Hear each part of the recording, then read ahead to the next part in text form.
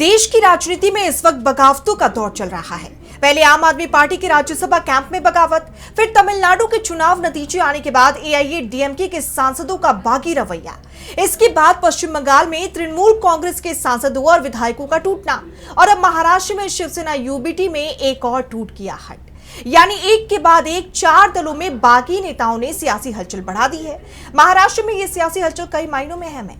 दरअसल 2022 में ही उद्धव के नेतृत्व वाली शिवसेना के कई विधायक और सांसद टूट चुके हैं। इसके चलते उद्धव ठाकरे को अपनी पार्टी शिवसेना का नाम और चुनाव चिन्ह दोनों खोने पड़े थे। अब एक बार फिर पार्टी के कुछ सांसदों के टूटने की आशंका जताई जा रही है। इसे लेकर महाराष्ट्र से दिल्ली तक राजनीतिक माहौल गरमाया हुआ है।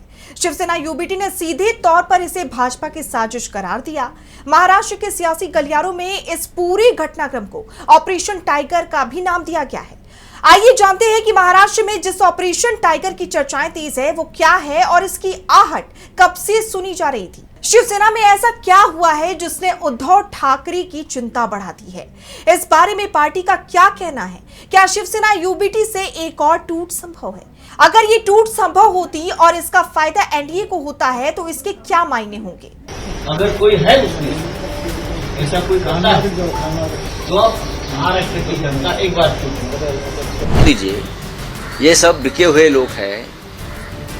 एक पैसे के पीछे वो लोग पागल हो गए हैं। डिलिमिटेशन के बिल पराजित हो गए तो 2/3 नहीं है करके पराजित हुए ना।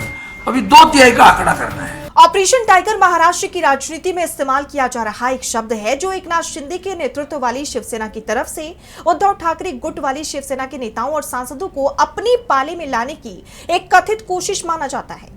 चर्चाओं और दावों के मुताबिक शिवसेना यूबीटी के 9 लोकसभा सांसदों में से 6 सांसद शिंदे गुट में जा रहे हैं। संसद के मानसून सत्र में इसकी बदली हुई तस्वीर सदन के अंदर दिखाई देगी। इसके अलावा 16 विधायकों के भी शिंदे गुट के संपर्क में होने का दावा किया गया। इस पूरे घटनाक्रम को ऑपरेशन टाइगर इसलिए कहा जाता है क्योंकि बाघ अविभाजित शिवसेना का पारंपरिक प्रतीक है, जिसे पार्टी के संस्थापक बालासाहेब ठाकरे ने खुद बनाया था। राजनीतिक जानकारों के मुताबिक चूंकि एकनाथ शिंदे गुट की ओर से उद्धव ठाकरे गुट के सांसदों को तोड़कर अपनी पाली में लाने की इस कथित कोशिश का मकसद बालासाहेब ठाकरे की राजनीतिक विरासत पर पूरी तरह से नियंत्रण करना और उद्धव गुट की ताकत को खत्म करना है। इसलिए महाराष्ट्र के राजनीतिक हलकों में दल बदल के इस अभियान को ऑपरेशन टाइगर का नाम दिया गया है। इस नामकरण पर उद्धव शिवसेना के नेता संजय राउत ने तीखी प्रतिक्रिया भी दी थी। उन्होंने याद दिलाया था कि बाघ बालासाहेब ठाकरे का प्रतीक है, इसलिए जो लोग पार्टी में सेंधमारी कर रहे हैं वो भेड़िए हैं।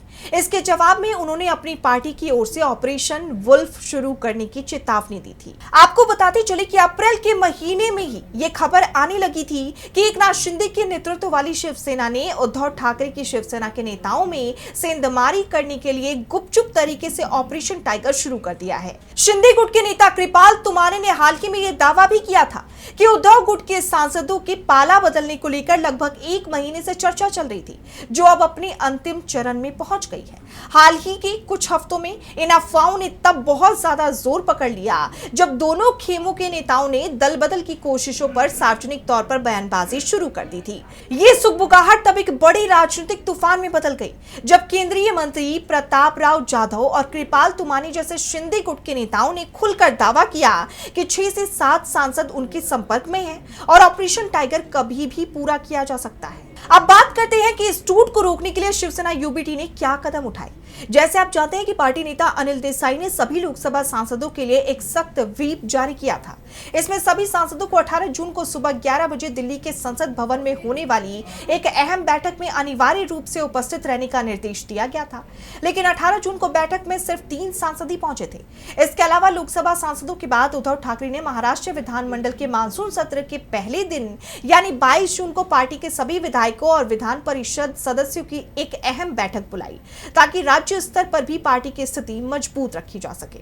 विपक्ष का आरोप है कि परिसीमन और महिला आरक्षण विधेयकों को लोकसभा में पारित कराने के लिए सरकार पार्टी को तोड़ रही है। दरअसल परिसीमन और महिला आरक्षण विधेयकों को लोकसभा में पारित कराने के लिए लोकसभा के कुल सदस्यों की संख्या का 2/3 समर्थन हासिल करना अनिवार्य है।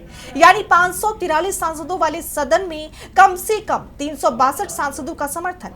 मौजूदा समय में सदन में 540 सांसद हैं, यानी एनडीए को 360 सांसदों सांसदों के समर्थन की जरूरत होगी। फिलहाल उसके 293 सांसद हैं और टीएमसी शिवसेना में टूट से उसे अधिकतम 27 सांसदों का अतिरिक्त समर्थन मिल सकता है, यानी उसका आंकड़ा 320 तक पहुंच सकता है।